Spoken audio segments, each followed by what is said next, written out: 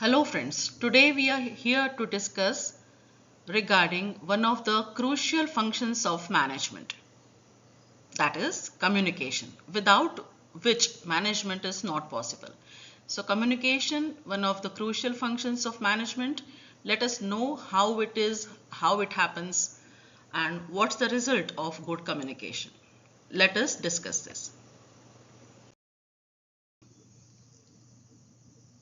The word communication is derived from the Latin word communis, that is, it means common. Communication is the process through which two or more persons come to exchange the ideas or opinions or thoughts and their understanding among themselves. So we can say that communication, it opens the door between two persons by exchanging their thoughts, ideas, opinions, understandings, etc. It is the key to having a dialogue, to establish a dialogue, to maintain proper dialogue being continued and getting the work done through managing it properly. Without communication, management is not possible at all. So whenever we talk about public speaking, articulation, or language, or fluency, or accent, etc., or voice modulation, we are talking about communication. In case of voice modulation, it is oral communication to be specific. So let us understand in detail what this communication means. Newman and Summer, they have defined this particular term communication. Let us understand their definition. An exchange of facts, ideas, opinions and emotions by two or more persons. Obviously, whenever we are talking about communication, there has to be two parties. One may communicate with oneself, no doubt. We can speak to ourselves. But whenever we speak to ourselves, it is only up to ourselves. We are speaking to ourselves. That means we are telling something ourselves. We are talking to ourselves and no other person is involved in it. No other action or reaction is expected from any other person when we are talking to ourselves. So you can say that this is not at all communication, right? Here, when we talk about communication, we mean that at least there are two parties or two persons and there is some exchange of some matter, you can say, or facts or ideas or opinions or motions. Now by motions, what we call is some types of actions and gestures will be there, because at times it happens that it is not necessary that if at all, see, I am talking in English right now, but the receiver at the other end may not know proper English. So in that case, if at all I use the other factors like voice modulation or my facial gestures, my hand gestures, so that I can convey the meaning, what I mean, convey the meaning of my substance of the discussion, I can convey it very properly if at all I am using certain motions. And if I am not using the motions, it may cause boredom or fatigue to the receiver. Maybe he will not understand or she will not understand it properly. So yes, at times motions are also involved whenever we communicate in between each other. So exchange of facts, ideas, opinions, motions, thoughts, etc. between two or more persons is called as communication, according to Newman and Summer. So we can say, in the words of James A.F. Stoner, we can say that it is a process. Communication is a process by which people attempt to share meaning in the transmission of symbolic messages. Obviously, whenever we are communicating, we pass on or we transmit symbolic messages, certain symbolic messages. When it is written communication, certain symbols or alphabets or letters are written which combine to become particular word, form a particular word and sentences. Whenever group of words is written, it becomes a sentence, or group of sentences will become paragraphs, and further so on and so on. So communication, according to James A.F. Stoner, is nothing but a process. That is, it is some kind of continuous activity. It involves certain steps. Hence, it is a process. A process by which people, that is two or more persons, try to attempt to share meaning in this particular mode of transmission. Now, this is an attempt. We cannot say that when I have said, or when I am delivering a lecture from this end, people sitting at the other end, the audience, will understand everything from me in toto. We cannot assure that. And hence we are here to learn more about communication. Because whatever is delivered here from this end may not be received in toto, in substance, from the other end.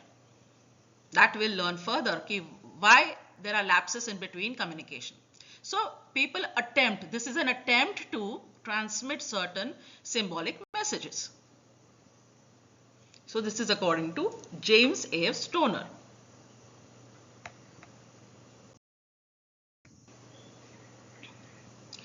Now let us understand certain more definitions, because to understand any concept we should go through the work of more than one pioneers, more than one thinkers. So another person who has attempted to define this word communication is Alan Lewis. According to Alan, it is a sum of all the things a person does when he wants to create an understanding in the mind of another. Now here, it also involves a systematic and continuous process of telling, listening, as well as understanding. So according to Alan Lewis, communication is nothing but a sum of all the things. That is, it contains or it consists of more than one steps. Which are these steps? And of course, here it means the sum of all things that a person does. In case of communication as a function of management, here we are going to refer the parties to communication as persons only. Communication actually occurs between even animals also, maybe plants also. But here we are restricting our study to the communication relating to only persons. So, according to Alan Lewis, the sum of all the things that a person does when he wants to create an understanding in the mind of another. So, whatever a person does anything, a person may even dance and tell, "Kyunki this is what I mean," or he may just wave a hand to another person and showing, "Okay, I am here." So, whatever a person does, or he may shout, "Okay, I am here." So, whatever a person does, it will be counted as communication. Right? Because the person who delivers this particular message is trying to create an understanding in the mind of another person who is receiving at the other end. So whatever a person, it is some total of everything and anything that a person does when he wants to create. At times, I mean, if a person wants to deliver the message properly, people may also take the help of, say, laughters, even tears for that matter. It's not that nothing can be involved. So everything and anything on this earth can be summed and totaled if a person wants to communicate. Of course, when we are talking about management, it is in sense of corporate affairs only, and in case of corporate management, we are not involving here the gestures like laughters or tears. But then, since the definition says that whatever a person does, so I am telling you, okay, these also things can be included. The definition here is inclusive, right? So anything can be included by a person who wants to communicate to another, to create an understanding in the mind of another person. Again, further, Allen furthers that communication involves systematic and continuous process of telling or listening and understanding. Now, one thing here Allen points out that it is a systematic process. That means it is not at all haphazard. It is not random. It has to be systematic. That means certain steps will be there, certain precautions will be taken, right? And that too in you can say chronological order, or it will have some sort of order, right? So it is systematic. Then it is continuous. Certain messages may be one-sided. In that case, they may not be continuous. Okay, a letter written to public in general. So in case of written communication, it is today we write many a times we write the social messages, or on social media we just put some say WhatsApp messages and Facebook messages and what all. From our end we just post them. They may or may not reach the receivers.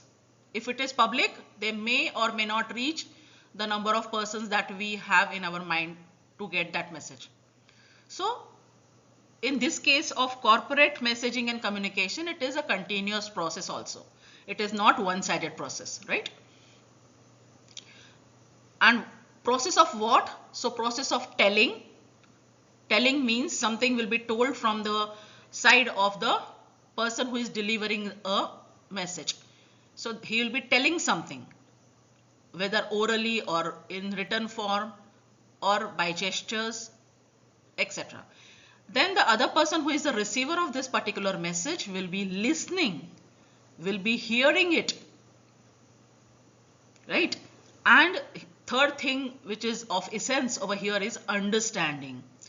Now it may happen that if I am saying A and the person at the receiving end cannot unfold the particular sound, say maybe due to internet or maybe due to any other thing. So he's not able to get A. Maybe that person will hear it as E or whatever. So in that case, understanding between, there will be difference of understanding between A from my side and A from that side, right? So understanding is also important over here. That means unfolding the meaning which is contained in the communication. So this is how the inclusive definition of Alan Lewis is. Now another management pioneer thinker, Coons O'Donnell, has given another definition, that is the transfer of information from the sender to the receiver with the information being understood both by the sender and the receiver. Now again, the similar message is contained in this particular, or similar content and substance is contained in this particular definition also. The words used to coin this particular definition just differ, that is it. So the transfer of information, here he is saying that it has to be information. Now there is a difference between data and information. We all know that, being commerce students, right? There is difference between data and information. Data is in a raw form, it is raw data, and only when it is analyzed and arranged properly it becomes information. Data becomes useful only in the form of information, not otherwise, right? So the transfer of information, that is, here it is the essence is it has to be information, that is pre-arranged, pre-thought, precisely thought, right? Properly organized message will be information. So transfer of this particular information from the sender to the receiver, from one person to another, with this information being understood by both of them, right? Now this information or message must be understood. Here Coons O'Donnell, he essentiates that the information must be understood by both parties. Now if I just go on bombarding the words from this side, I just go on blindly reading what is in front of me, and maybe I do not understand what it is. So it is of no sense. I do not know what I am delivering, what I am giving. So that makes no sense. That is not a communication, right? So a sender also has to understand.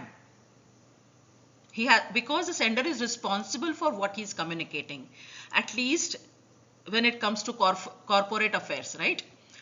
The sender of the message is responsible, very much responsible for the message or communication he is sending to the receiver. And hence it must be properly understood by the sender as well as the receiver. Then only we can say there has been communication. For example, if the sender says, okay, I am expecting a reply from you within 7 days. Then if the receiver we believe or we assume that the receiver has received this particular message from sender, that is a response is expected within 7 days. We are assuming that the receiver has received this particular communication. But if the receiver does not act within 7 days, does not respond within 7 days, that means the receiver has not understood or has failed to understand the particular message conveyed in this communication, right? So information being understood by sender and receiver is necessary according to Kuntz O'Donnell. Let us move further.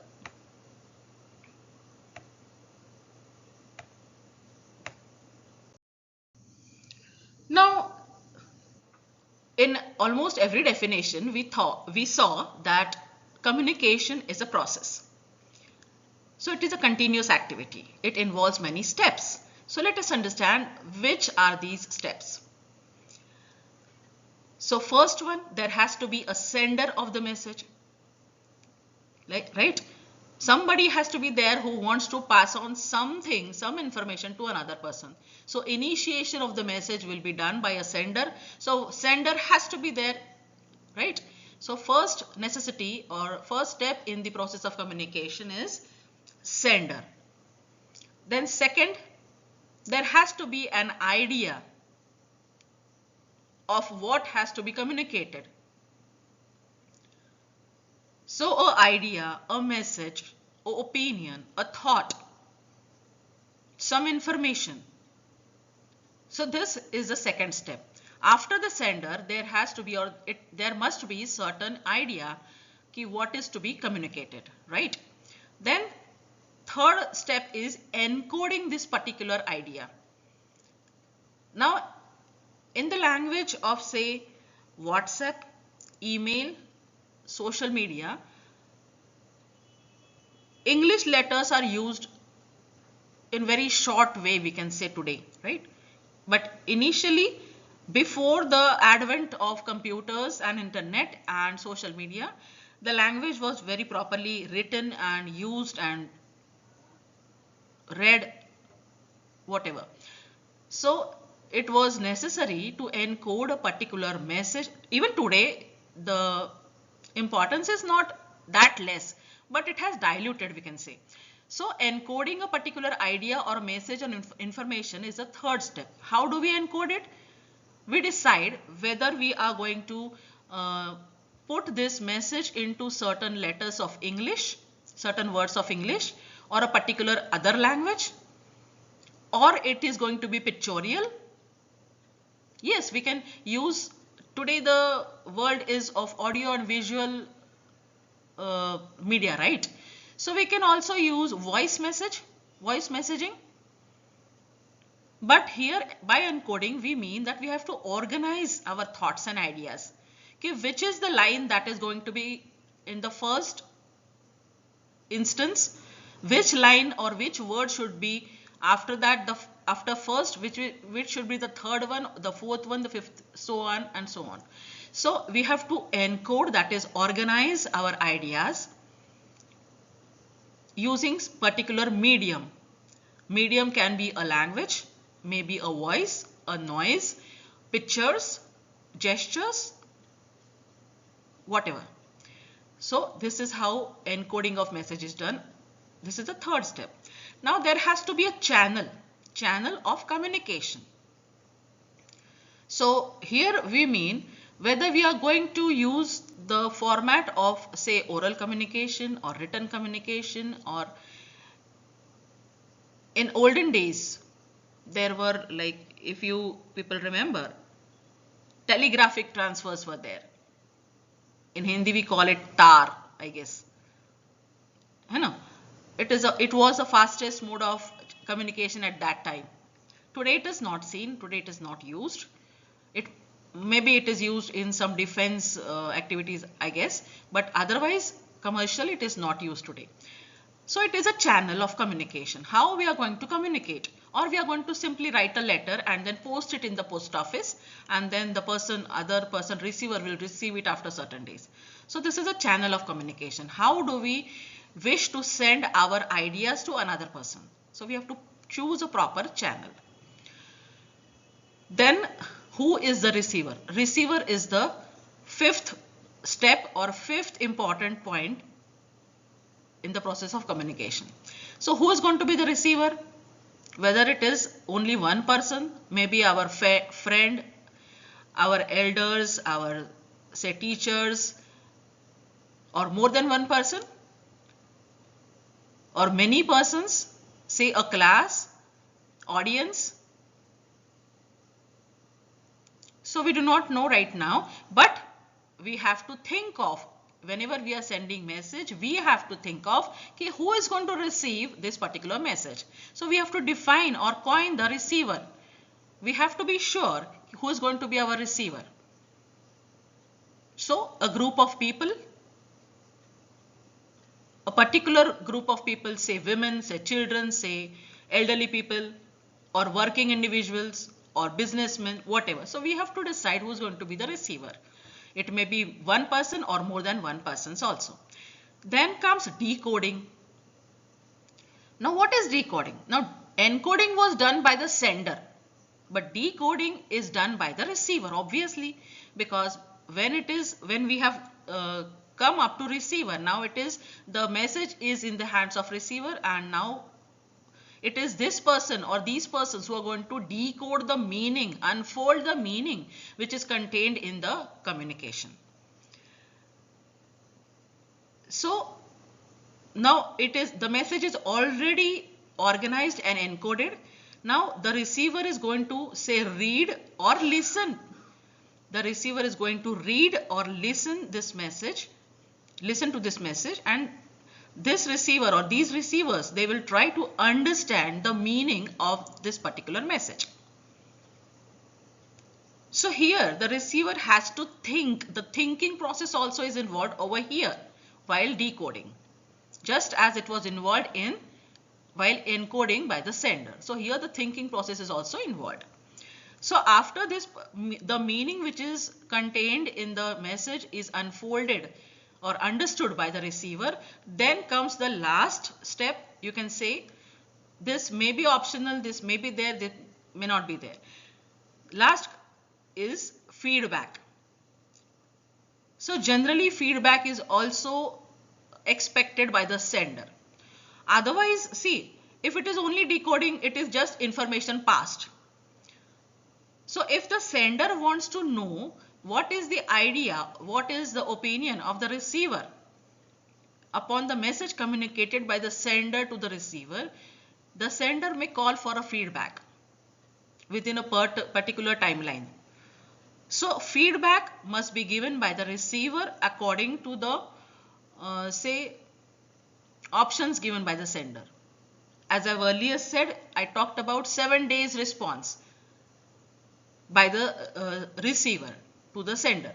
Here maybe there are certain options, feedbacks like say A, B, C, D. Choose option A. What is your feedback? Whether it is very good or it is okay or whatever. So feedback must be given by the receiver to the sender in whichever format that has been expected from receiver. So this is called the process of communication, codifying and decodifying. So what are key elements in this particular process? Firstly, let us recapitulate. Firstly, a sender has to be there.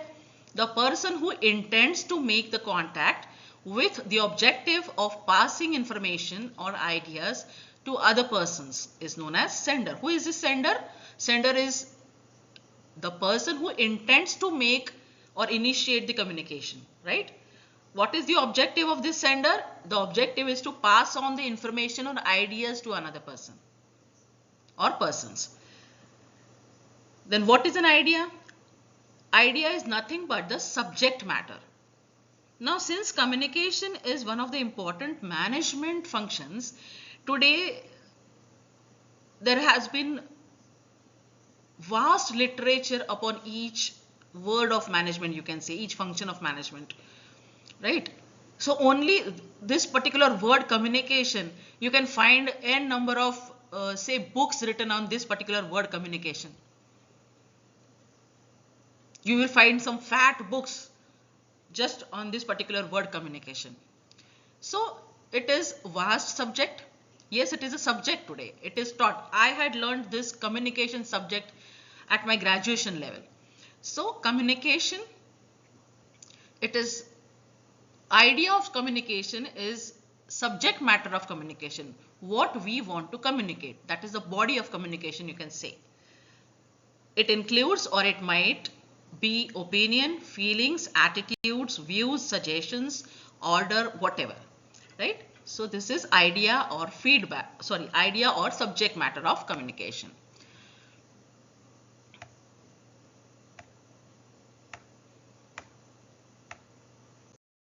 Thereafter, encoding. What is encoding?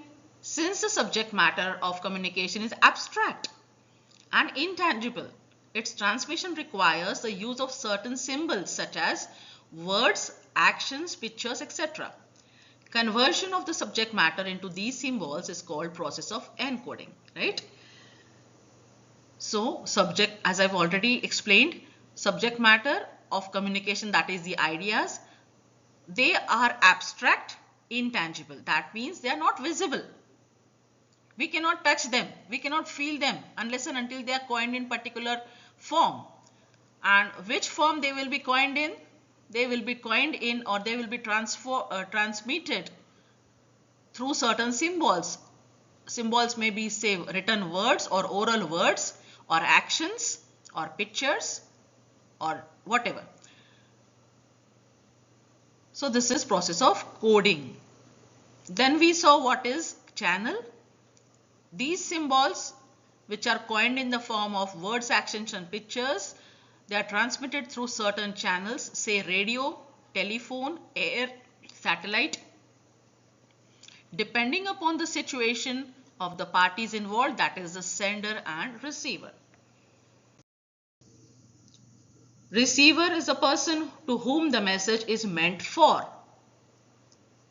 It may be one person or more than one persons or group of persons. Then decoding, the receiver converts the symbols received from the sender to give him the meaning of the message. So while the receiver is trying to understand the message sent by the sender to him, what does the receiver do? The receiver tries to convert the symbols received from the sender to give him the proper meaning of the message. This is nothing but decoding. Then comes feedback. It is necessary to ensure that the receiver has received the message and he has understood it in the same sense as the sender wants. It also acts as an energizing factor, thereby changing the course of action in communication. So the feedback assures the sender that whatever the sender was trying to communicate with the receiver has understood the subject matter in the same sense, right, as the sender wants it to be. Understand the types of communication. According to organizational structure, we can say communication can be called as formal or informal communication. Then according to expression, communication is say written communication and oral communication. And according to directions, communication can be downward communication, upward communication and horizontal communication. So let us understand this in detail.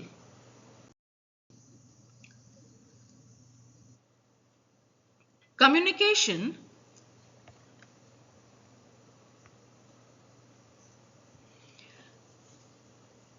when we talk about communication, formal communication is the communication between say a formal organization. The organization may be a company, a particularly business organization, or you can say some trusts, schools, colleges, any or government for that matter. So communication through and by these organizations is called formal communication.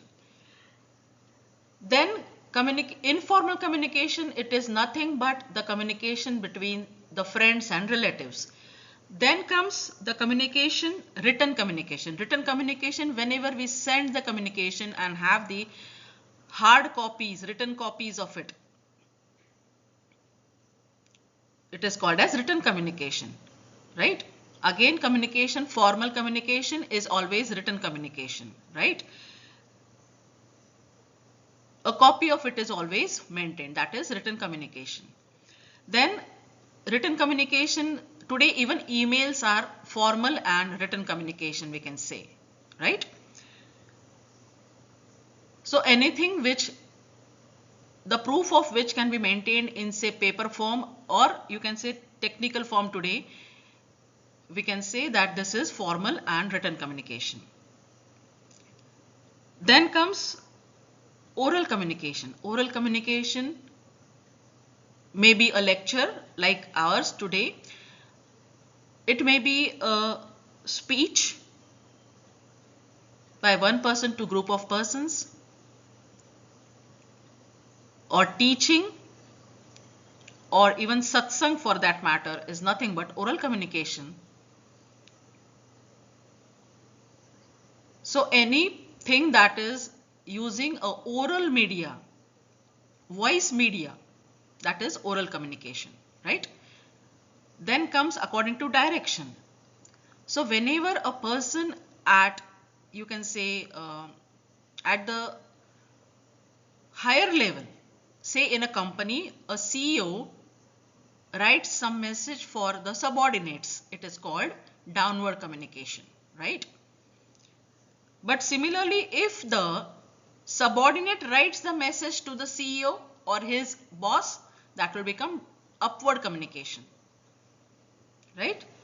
And if at all the subordinates or a group of persons, they communicate in between themselves only, that becomes horizontal communication. Now let us turn to principles of effective communication. There are certain principles of effective communication.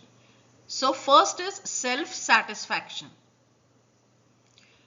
The sender must be satisfied as to the content, the channel, the process of encoding done by him, the decoding done by receiver, and the feedback received from the receiver by the sender. This all will be giving self-satisfaction to or satisfaction to the sender. In case of receiver also, the receiver will also get certain type of satisfaction whenever he is receiving certain message and he is acting according to his own thought process upon the message sent by the sender. That also will give some sort of satisfaction to the receiver also. But here we are talking about the satisfaction which is experienced or felt by the sender. So it's not that haphazard communication or random communication or simply screaming or simply doing anything. It is not that, right? So when a particular idea is conveyed properly rather, the sender will experience certain amount of self-satisfaction that his work is complete. His work is properly understood by the receiver at the other end. Right? Then the second principle is principle of clarity. The message, the subject matter, the idea, the opinion, etc., whatever information must be clear enough so that clear enough for the receiver to understand it. Right? And hence the sender must take proper care that he is using the same level of language which can be read and understood very well by the receiver. For example, if I am communicating or lecturing here in English, and if the receiver at the other end does not understand English, and I am sending the message in English, or I am delivering a lecture in English, and the receiver does not know English, so there is no clarity in this message, even if the message or even if the lecture is very nicely delivered. Or if I use certain ambiguous words, double meaning words, or if I use certain bombastic words, very high level words, it may be written or oral communication. So use of the words or level of language that must be understood by the receiver should be taken care of by the sender. So sender should be very careful while encoding a message. There should not be room for any ambiguity. The message should be clear, very clear from the end of sender. Otherwise there will be certain amount of questions which will be raised in the mind of, which will be rising in the mind of the receiver, and then the communication is going to increase, right? So clarity is a must. Then comes principle of attention. Attention has to be paid to, obviously, what is the level of the receiver. As I said, if I am delivering a lecture to say, or if I am teaching, if I am writing some letter to say children, the language which they can understand, I have to use that language, right? Again, I cannot use bombastic words. Again, I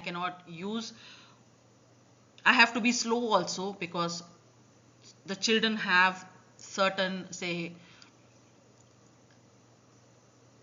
they will not be able to grab every word maybe uttered by me in a fluency, right?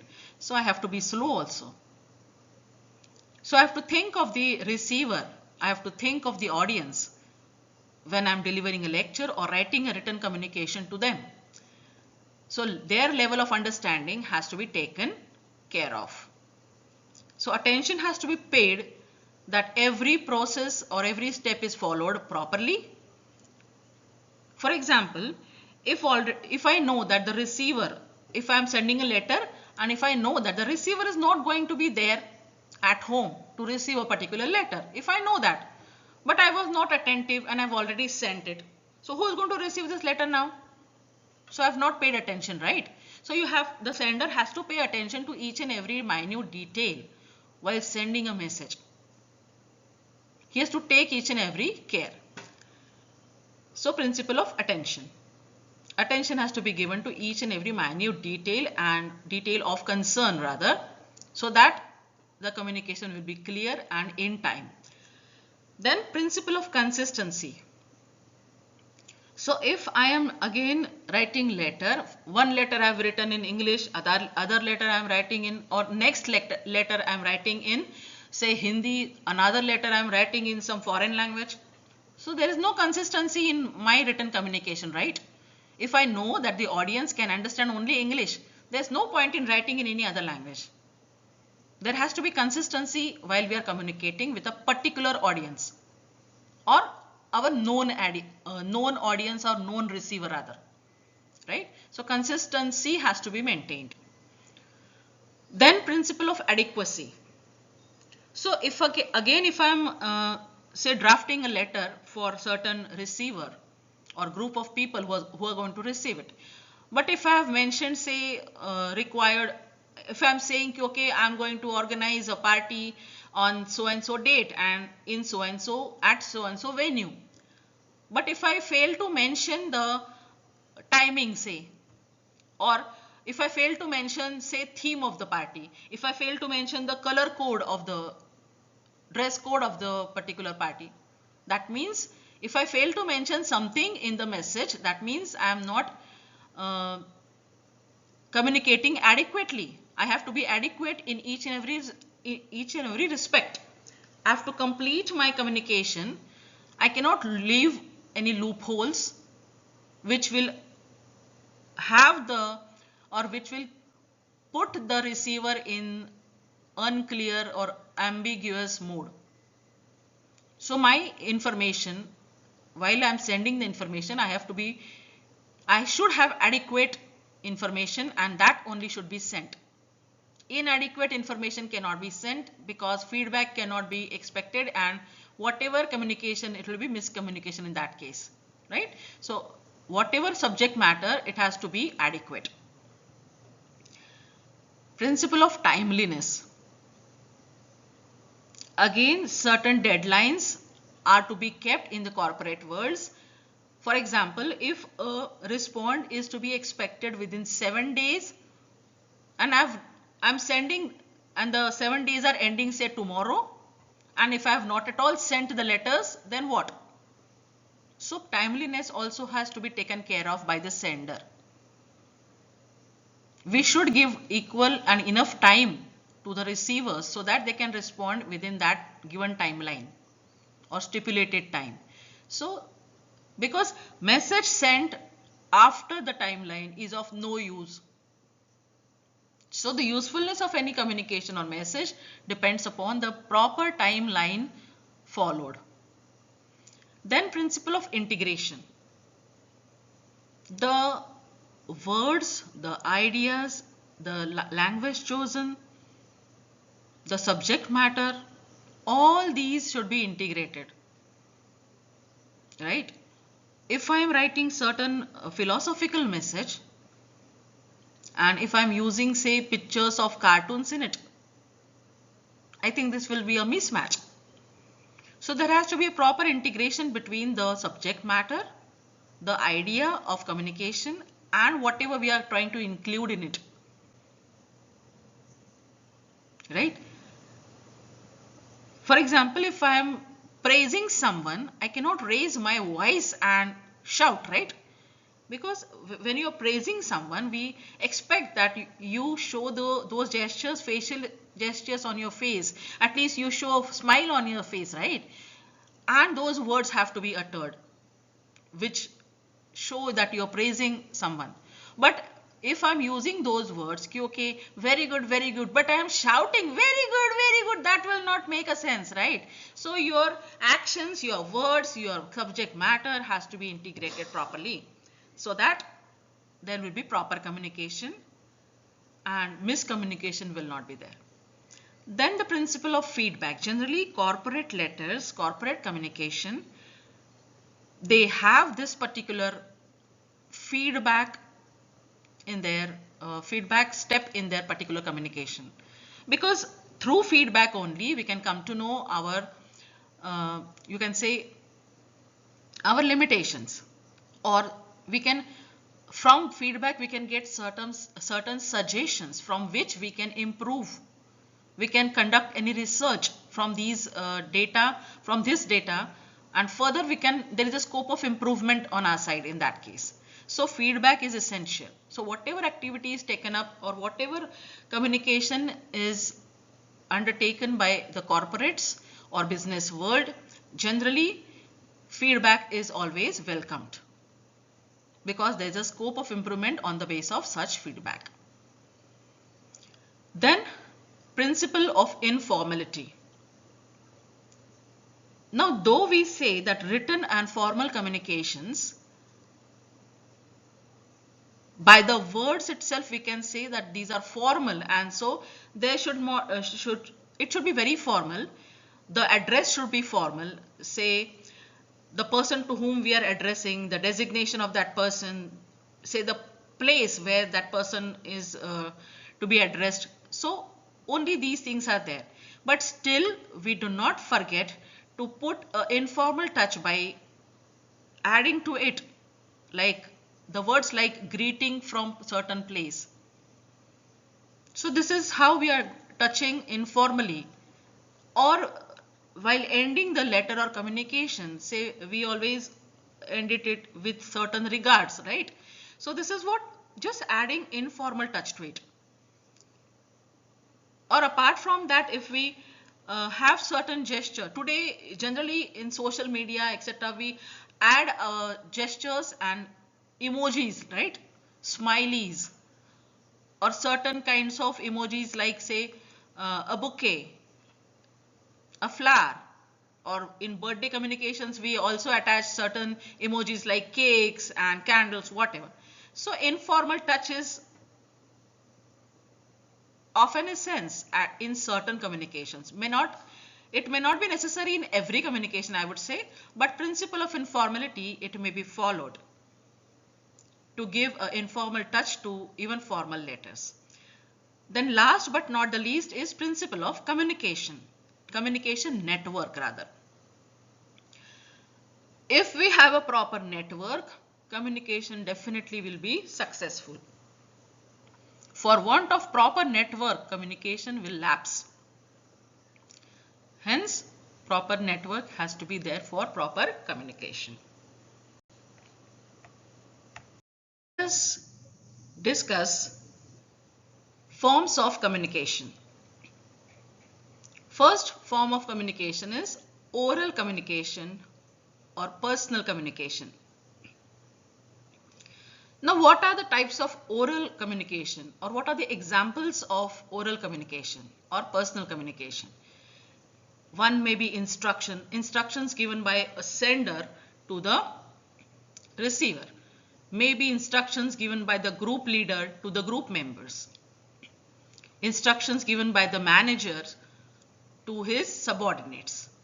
Instructions given by the boss to the employees, or instructions given by teacher to the students, whatever. Lectures, second example, lectures, then meetings, interviews, rumors, grapevine, face-to-face communication, telephonic teletalks, union channels and complaints. All these are examples of oral communication or personal communication. So whenever voice communication comes up, that is oral communication, right? It may take many forms, or there can be many examples of oral communication. Thereafter, let us understand the examples of written communication. Written communication, all the rules all the rules and regulations, the policies, the instruction handbooks, the orders, the circulars, the memos, the letters, the manuals, the posters, annual reports of companies or any business house, house magazines, union periodicals, reports, complaints, grievance procedures, etc. All these are written communications. Most of them we can find in the company or corporate world, right?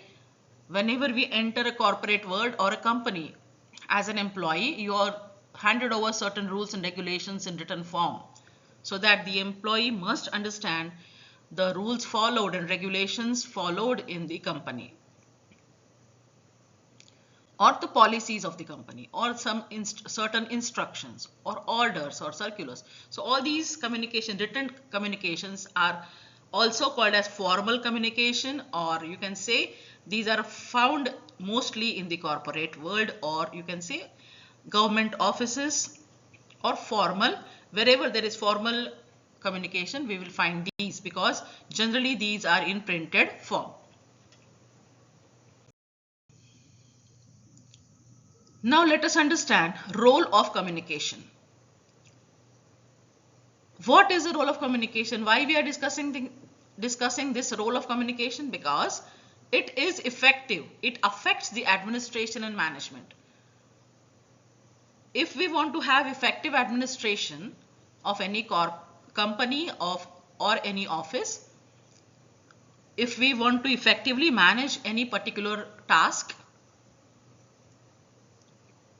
we have to understand the communication process, the communication channel, its challenges, etc. So hence we are required to understand the role of communication, because we want to have effective administration and effective management. The information function serves to provide knowledge to the individual's need for guidance in their actions. Written communication or oral communication, that is information, piece of information, useful information. It serves as a purpose, it provides knowledge to the individuals. It provides them the guidance for their actions to be carried out, right? The manager will give instructions to the subordinates regarding do's and don'ts by the subordinates, right? So this is the information function. Then the command and instructive function, they make the employee aware of his obligations to formal organization and to provide him with additional guidance on how to perform his duties adequately. Information function, in the information function, information regarding an organization is given fully. But in the case of command and instructive function, this kind of written communication includes certain policies regarding the organization and certain responsibilities of the employee which he should be aware of. The employee should be aware of his obligations to the formal organization. He should know how he can oblige the formal organization. He should know if at all he seeks certain additional guidance, to whom should he approach, and if at all he needs any additional guidance to perform his duties adequately, what is the pathway, what are the processes, what are the steps in the process of approaching the senior or the manager. So this particular written communication will include all these policies, such commands and such instructions. Then influence, persuasion, motivational function. In this type of communication, you can see this function encourages the appropriate individual to perform or to exhibit certain behavior. This type of communication, written communication, it will include certain points by which the individual's appropriate behavior will be, you can say, focused. Appropriate behavior expected of such individual will be highlighted, so that that particular individual or employee can perform certain work given to him according to expected guidelines, which will be up to the mark or expected standards set by the organization. So this type of communication will include the influencing, pursuing, motivational function. The next is integrative function. It refers to the fact that communication of messages, ideas from each other will be there. Then the work efforts are unified rather than fragmented as a result of properly integrated communication.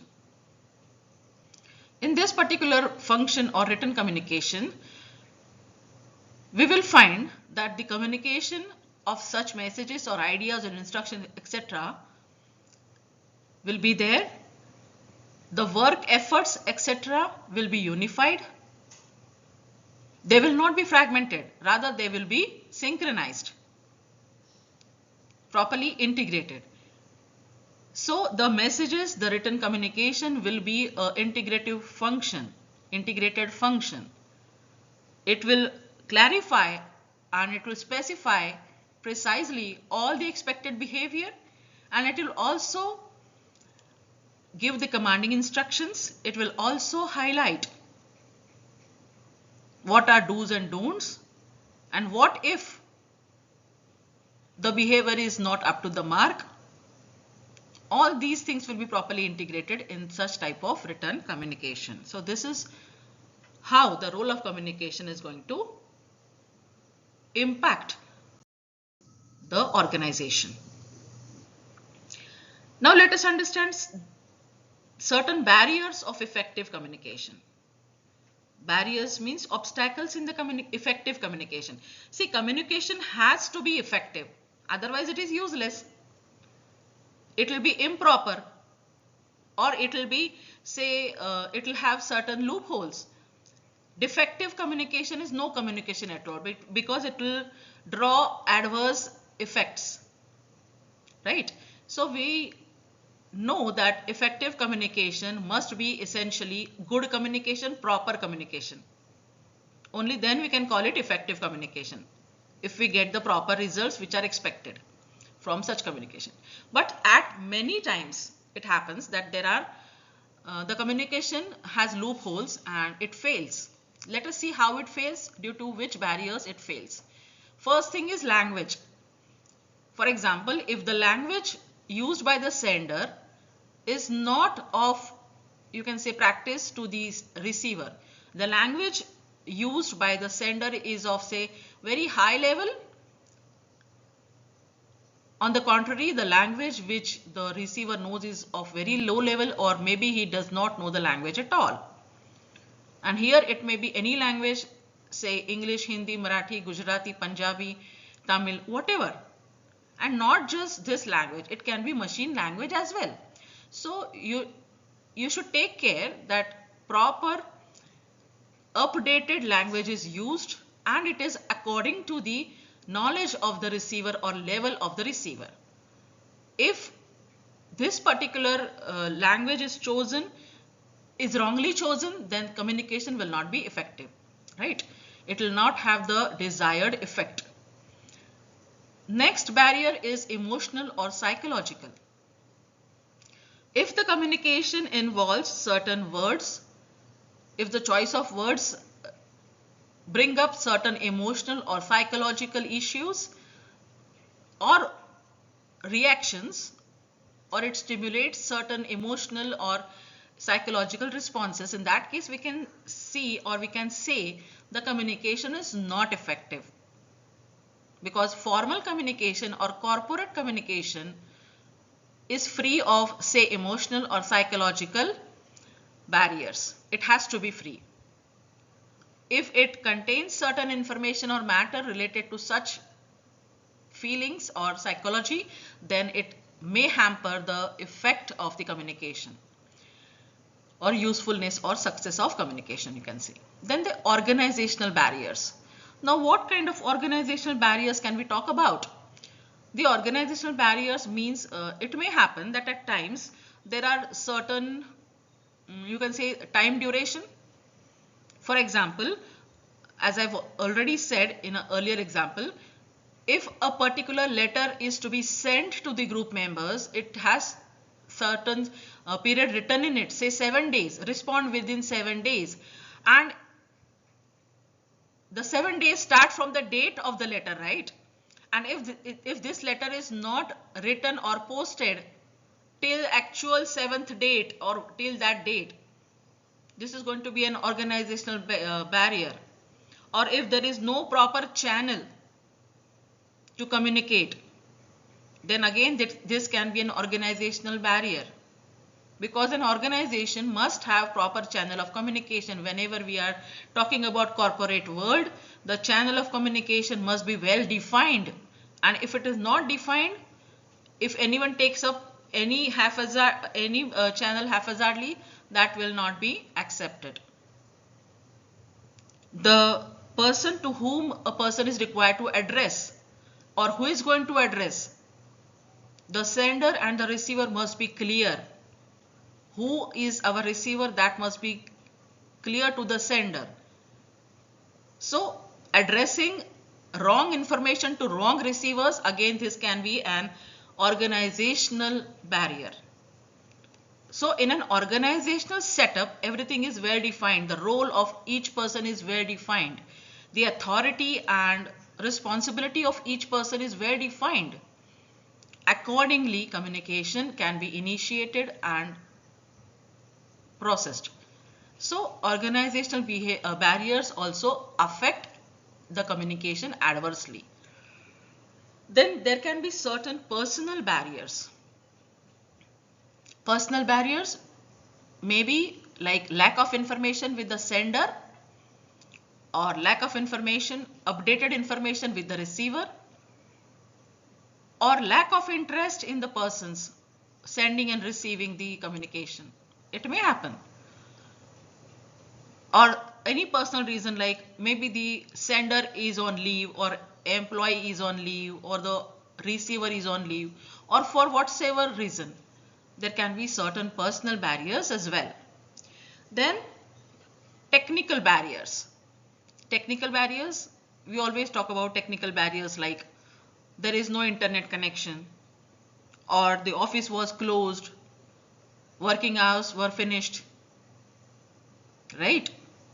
So such type of technical error, or there was no electricity at that time, or whatsoever. So these five, that is language, emotional, psychological, organizational, personal and technical, these five are the barriers to effective communication. So these should be taken care of while communicating.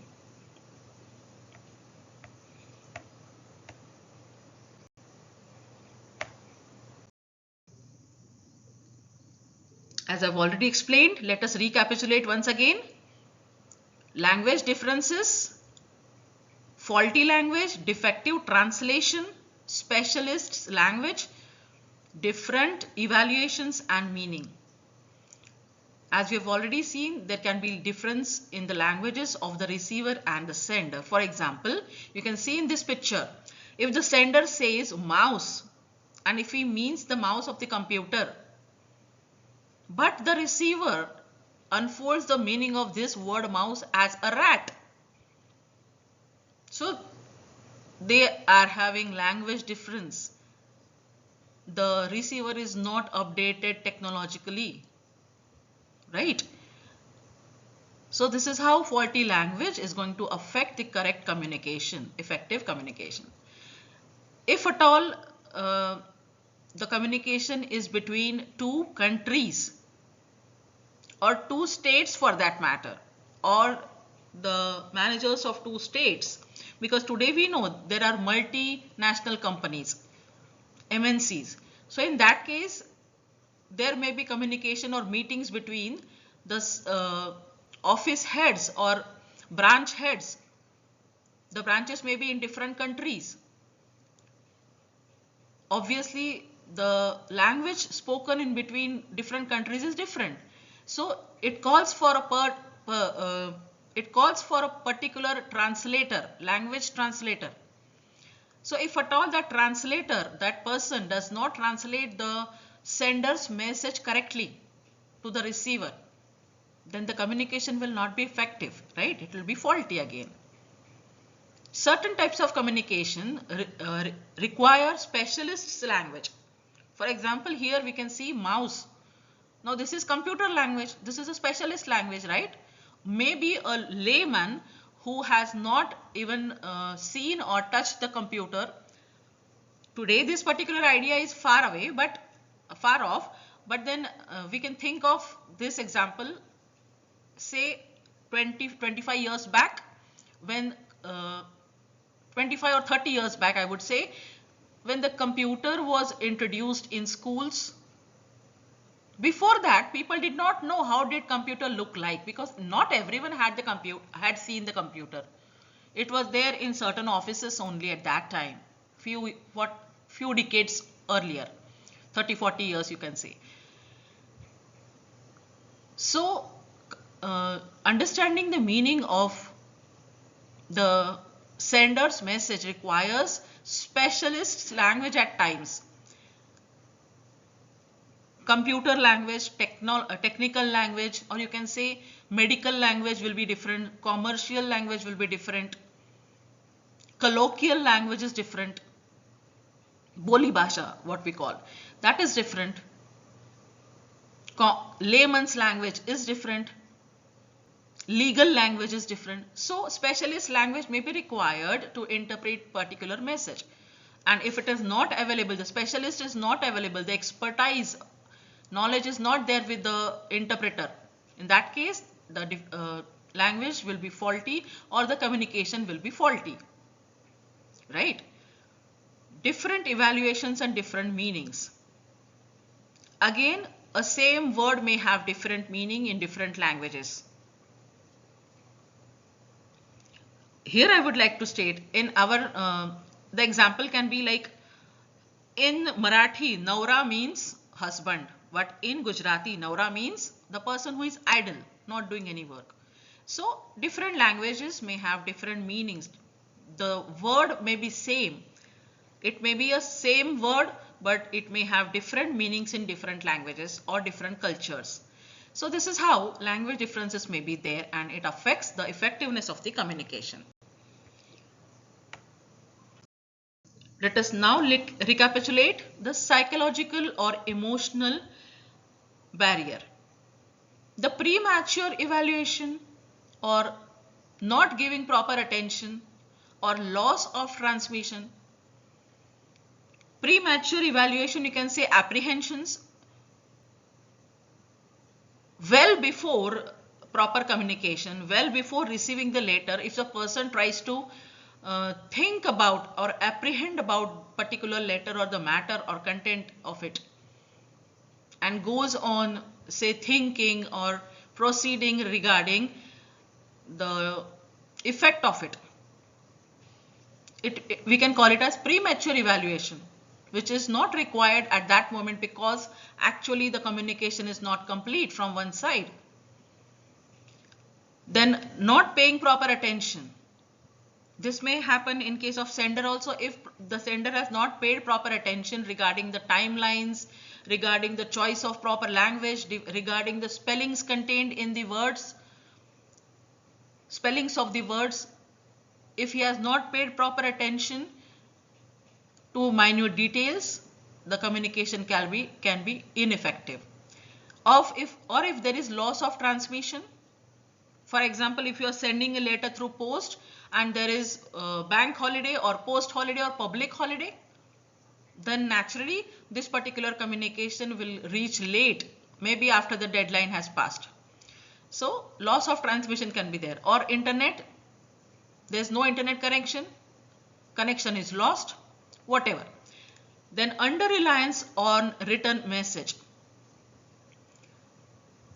If at all we do not rely on the message and we only want to have oral communication or other form of communication, in that case naturally the written communication will be ineffective. If at all we undergrade particular communication just because we do not understand it, so it is going to be under reliance on this particular written communication. Then failure of communication. All the barriers, especially over here we are talking about emotional or psychological. If a person is a psychological thinker, more he takes any decision on the basis of his psychology rather than the facts.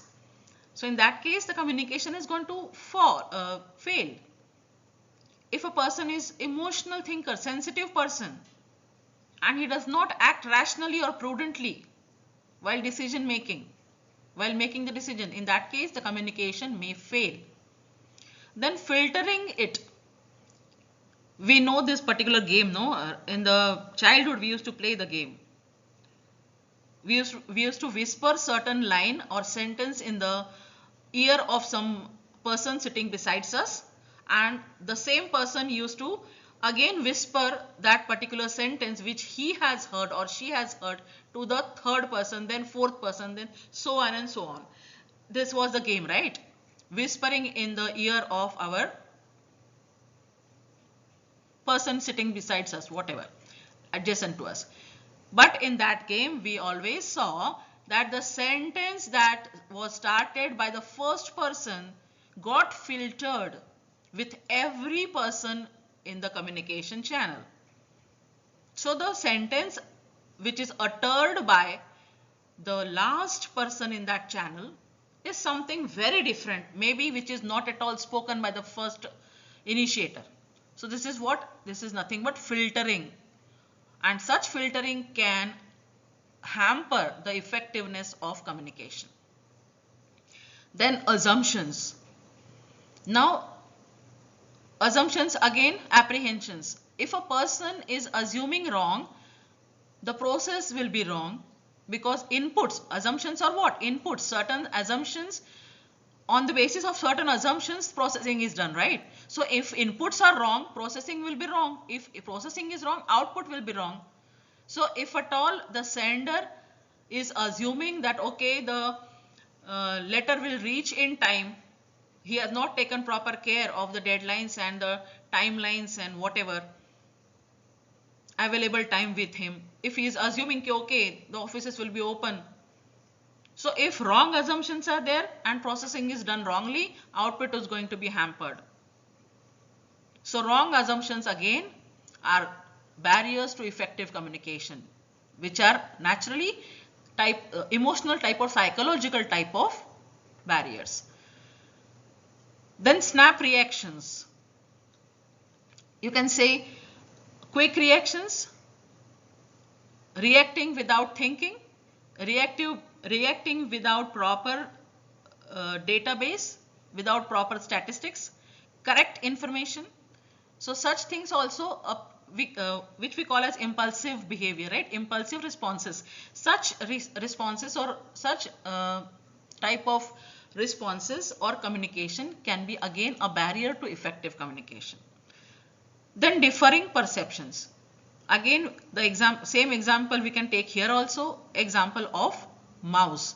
The sender perceives a particular word mouse as a computer device, whereas the receiver is perceiving the same word mouse as a rat. So different perceptions again hamper the effectiveness of communication.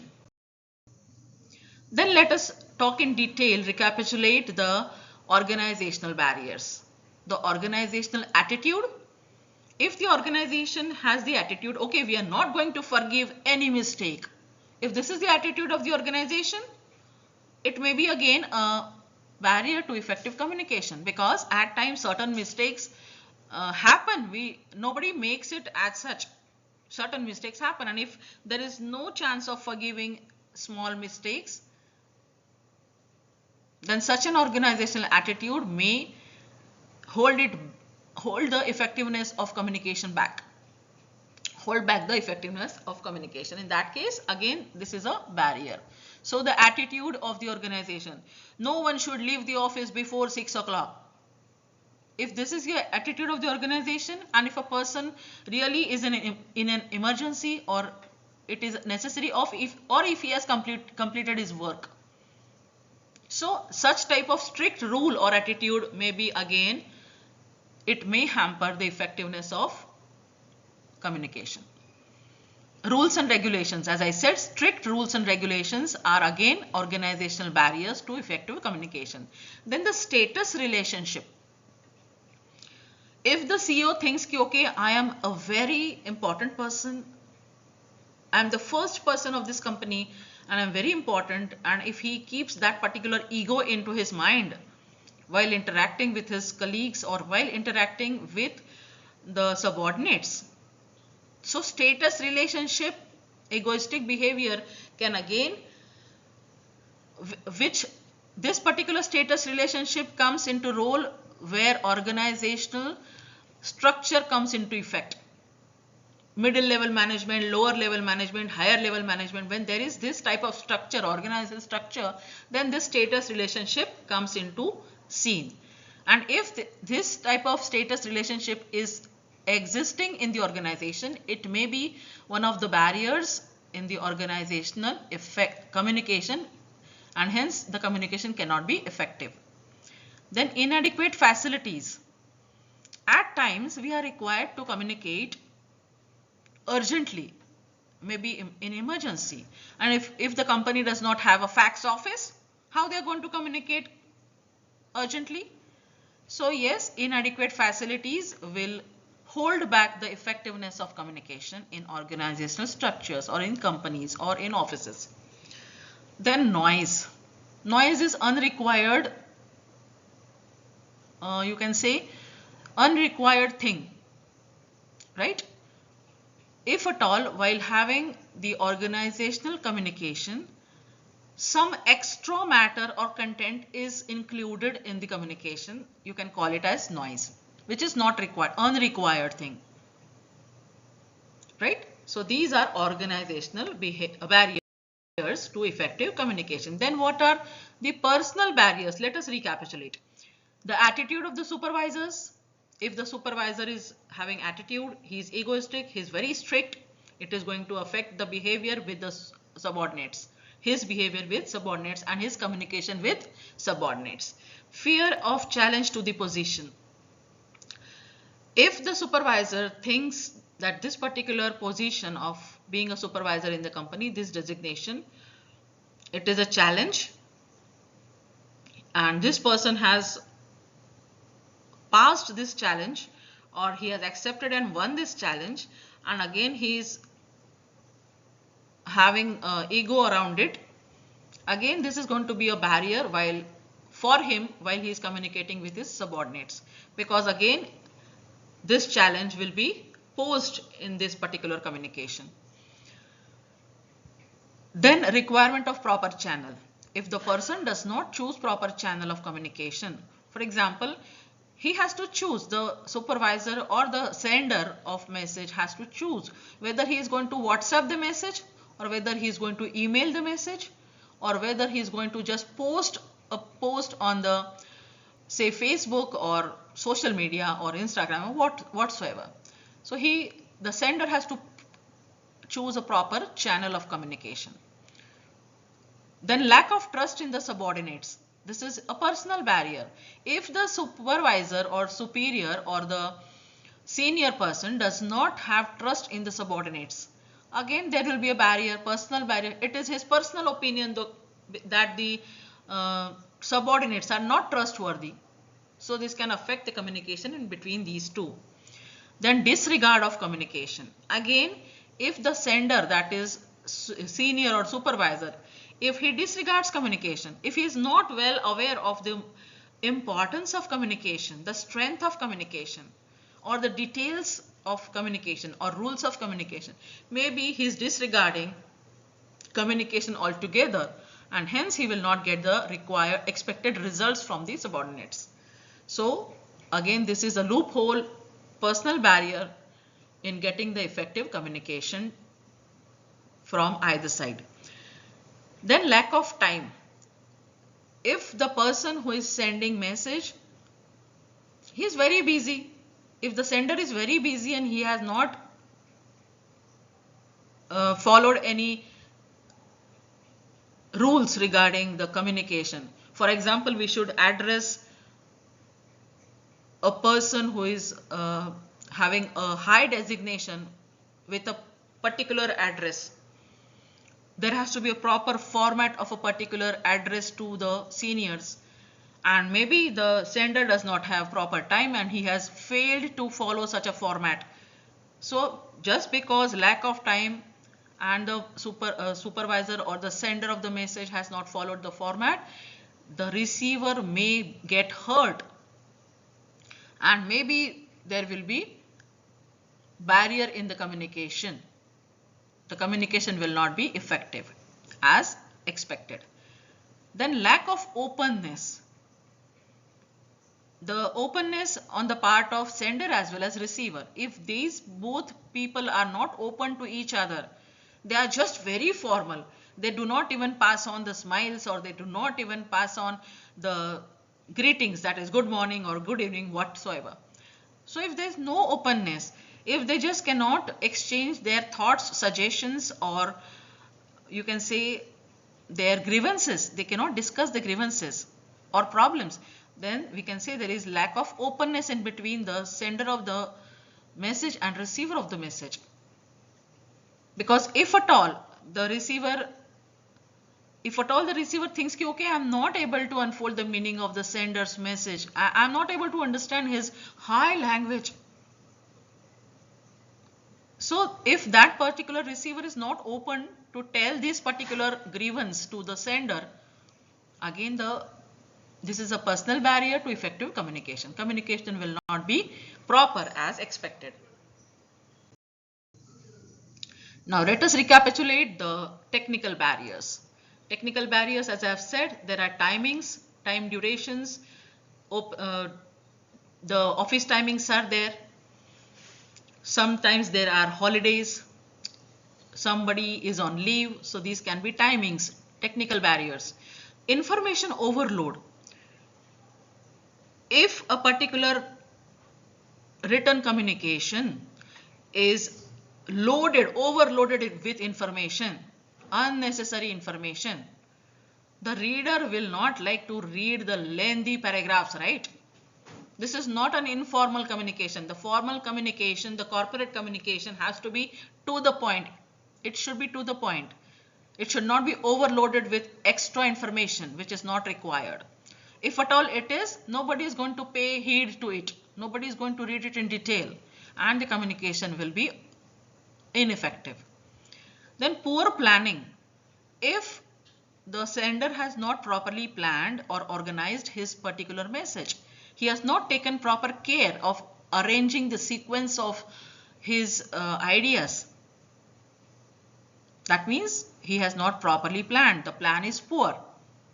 So this can again affect the readers unfolding the meaning of the message sent by the sender. So again the communication will be ineffective.